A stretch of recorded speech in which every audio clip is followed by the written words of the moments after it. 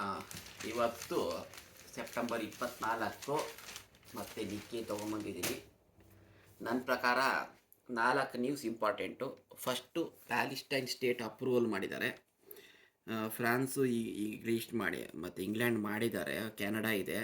ಈ G7 ಅಂತ ಹೇಳ್ತಾರೆ, ಇದಕ್ಕೆ ಏನು ಅಷ್ಟು ಪವರ್ ಇಲ್ಲ. ಬಟ್ ಪ್ರಾಬ್ಲಮ್ ಎಲ್ಲಿದೆ ಅಂತ ಹೇಳಿದ್ರೆ, ಯುನೈಟೆಡ್ ನೇಷನ್ ಸೆಕ್ಯೂರಿಟಿಯಲ್ಲಿ ರಷ್ಯಾ, ಚೈನಾ, ಫ್ರಾನ್ಸು, ಇಂಗ್ಲೆಂಡು ಇವರು 4 ಜನ ಅಪ್ರೂವ್ ಮಾಡ್ತಾರೆ. ಬಟ್ ಅಮೇರಿಕಾ ಬೇಡ ಅಂದರೆ ಪ್ಯಾಲೆಸ್ಟೈನ್ ಸ್ಟೇಟ್ ಆಗೋದಿಲ್ಲ. ಹಂಗೆ ನೋಡಿದ್ರೆ ಈ 5 ದೇಶ ಬಿಟ್ಟರೆ ಯಾರು ಆಟ ಕುಂಟು ಲೆಕ್ಕಕ್ಕಿಲ್ಲ ಇದೆ. ನೆಕ್ಸ್ಟ್ ಏನಪ್ಪ ಅಂತ ಹೇಳಿದ್ರೆ ಎನ್ವಿಡಿಯಾ ಇವರು ಬಿಗ್ AI ಡೇಟಾ ಸೆಂಟರ್ ಮಾಡ್ತೀವಿ ಅಂತ ಹೇಳಿದ್ದಾರೆ. ಇನ್ನೊಂದು point Toyota EV battery charger ಅಲ್ಲಿ ಎಂಟ್ರ್ ಆಗ್ತಾ ಇದೆ ಅಂತ ಬಂದಿದೆ ಸುದ್ದಿ. ಇದುವರೆಗೂ PHEV HV ಮೇಲೆ ಹೈಬ್ರಿಡ್ ಪ್ಲಗ್-ಇನ್ ಹೈಬ್ರಿಡ್ ಮೇಲೆ ಇನ್ವೆಸ್ಟ್ ಮಾಡ್ತಾ ಇದ್ರು. EV ಚಾರ್ಜರ್ ತಾವೇ ಮಾಡ್ತಾ ಇರೋದು ಹೊಸ ಸುದ್ದಿ ಇದೆ. ಬಾಕಿ ಇಂದು ಟಿಕ್ಟಾಕು ಅಮೇರಿಕಾದಲ್ಲಿ ಅವರೇ ಆ್ಯಕಲ್ಲೆಲ್ಲ ತೊಗೊಂಡ್ಮಾಡ್ತಾ ಇದ್ದಾರೆ. ಭಾರತಕ್ಕೆ ಸಂಬಂಧ ಇಲ್ಲ.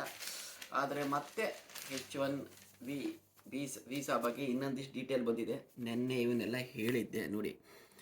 ಪಾಯಿಂಟ್ ಏನು ಅಂದರೆ ನೋಡಿ, ಇಂಡಿಯಾಗೆ 71% ವೀಸಾ ಇಂಡಿಯಾಗೆ ಬರ್ತಾ ಇದೆ. ನೆಕ್ಸ್ಟು ಚೈನಾ 11.11%, ಮತ್ತು ಪಾಕಿಸ್ತಾನಕ್ಕೆಲ್ಲ 1% ಎಲ್ಲ ಇದೆ.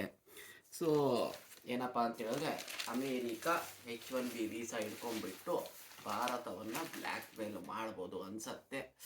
ಆದರೆ ಇಷ್ಟು ಜನ ಕಡಿಮೆ ಸಲುವಾಗಿ ಒಂದು ನೇಷನ್ H1B ವೀಸಾ ಸಲುವಾಗಿ ಒಂದು ನೇಷನ್ನ ರ್ಯಾನ್ಸಮ್ ಹಿಡ್ಕೊಂಡಿರೋದು ಒಳ್ಳೆಯದಲ್ಲ. ನಾವು ಸ್ವಲ್ಪ ಲಾಂಗ್ ಟೈಮ್ ಸ್ಟ್ರಾಟಜಿ ಮಾಡ್ಕೋಬೇಕು ಅನಿಸುತ್ತೆ. Thank you.